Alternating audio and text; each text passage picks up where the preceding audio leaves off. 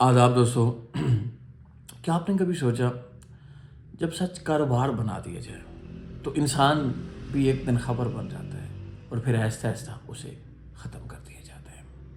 तो आइए इस सवाल के पीछे एक मूवी बनी इसी सवाल को लेकर, जिसको नेटवर्क कहा जाता है, जिसको 1976 में यानी ऑन एयर किया गया।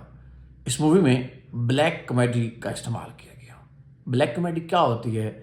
ब्लैक कॉमेडी से मुराद ये है कि जब आप गम, गुस्सा, मौत, दुख, तकलीफ को किसी पीस ऑफ आर्ट में एज ए तंज यानी स्टेयर के तौर पे, उसे मज़ाक के तौर पे पेश करते हैं और वो अच्छा असर करती है, तो इसको ब्लैक कॉमेडी कहते हैं। तो इसको भी एक ब्लैक कॉमेडी की सूरत में पेश किया गया।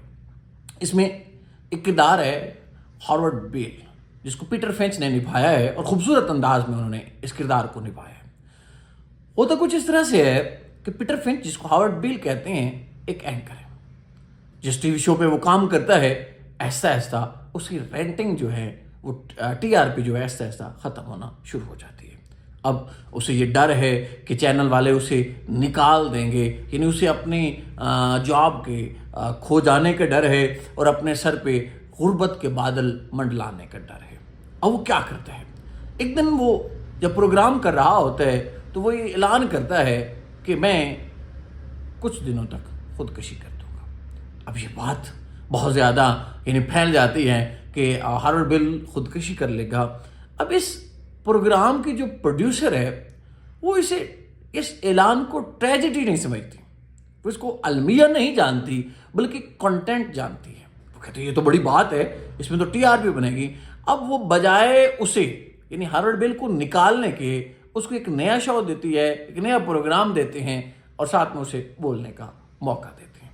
अब हॉवर्ड बेल यहाँ बैठ के गुस्सा करता है, अपने ऊपर होने वाले जुल्म के बारे में बताता है, यानी वो तमाम के तमाम जो उसकी बर्दाश्त जिन चीज़ों को यानी लाजवाब हो चुकी थी, उन तमाम चीज़ों को वहाँ सामने दुनिया के पेश करता है।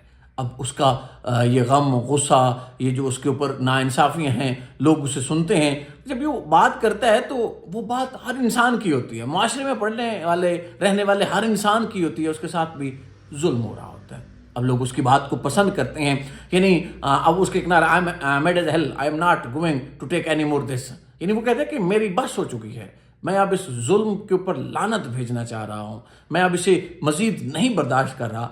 अब ये तमाम कहानी हर समाज की, हर मुआशरे की, हर इंसान की है। तो लोगों ने इसकी बात को बहुत मुतासिर कुन या मुतासिर होके लिया। इम्प्रेसिव अंदाज में इसकी बात फैल गई, हर आदमी इसका नारा लगा रहा है, चैनल को रेटिंग मिल रही है।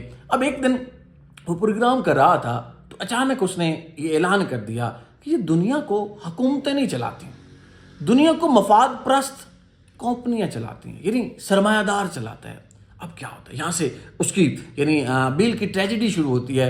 क्या होता है कि वो कंपनी का मालिक जो है वो उसके खिलाफ हो जाता है। वो कहते हैं कि ये तो मेरे मफाद के खिलाफ बात जा रही है, तो वो उसको प्रोग्राम से निकाल देते हैं और फिर उसको खुफिया कत्ल करवा देते हैं। यानी इस तरह जब उसके मफादात से टकराता है तो उसे निकाल दिया जाता है या उसे मार दिया जाता है।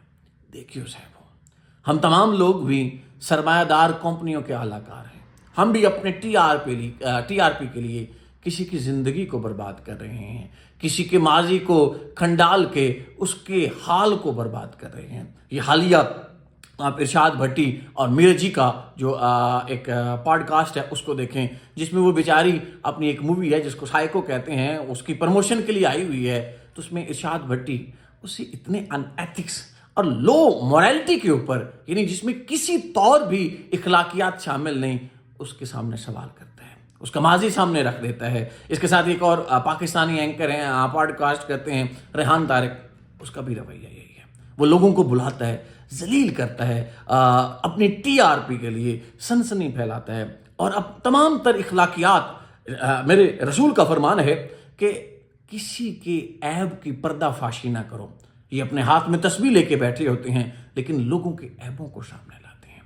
साहिबो अजीजन, ये मुआशरा जिसमें हम रह रहे हैं, यहाँ टीआरपी के लिए सब कुछ हो रहा है, یہاں نہ آپ کا کوئی دکھ بتانے والا ہے، نہ آپ کے اوپر کوئی ظلم جو آپ کے اوپر کر رہے ہیں اسے بتانے والا ہے، صرف اور صرف مفادات کے چکر ہیں۔ اور آپ، میں، ہم سب میرا جی کی طرح ان کے شکار بنے ہوئے ہیں۔ ارشاد بھٹی جیسے لوگ، ریحان طارق جیسے لوگ، یہ خود چونکہ کنٹینٹ کریٹر ہیں، ان کو ٹریجڈی کنٹینٹ لگتا ہے، ان کو لگتا ہے لوگوں کے دکھوں سے ہماری ٹی آر پی، ہمارے ویوز بڑھیں گے، اس لیے وہاں پہنچ جاتے ہیں، کیمرہ لے کے، مائک لے کے پہنچ جاتے ہیں۔ تو ہمیں ایک بہترین معاشرے کے لیے، ایک اچھے معاشرے کے لیے ضروری ہے کہ اگر جو صحافت ایک وقت میں سچ ہوا کرتی تھی، جو نیوٹرل ہوتی تھی، جس میں ایک تنقید اچھا ہے، ہونی چاہیے، معاشرے کے لیے بہتر ہے، اب وہ سٹیئر ختم ہو چکی ہے۔ یعنی وہ صحافت جو تنقیدی جائزہ لے کے کسی بھی معاشرتی برائی کو سامنے لاتی تھی، اب وہ ٹی آر پی کے پیچھے بھاگی ہوئی ہے۔ تو جب اس طرح کسی سماج میں ہوتا ہے تو اس معاشرے کا ڈاؤن فال ہوتا ہے۔ تو اس لیے ہمارا معاشرہ سماجی طور پہ، اخلاقی طور پہ، بلکہ دینی طور پہ بھی ڈاؤن فال کی طرف جا رہا ہے۔ آدھا سلامت۔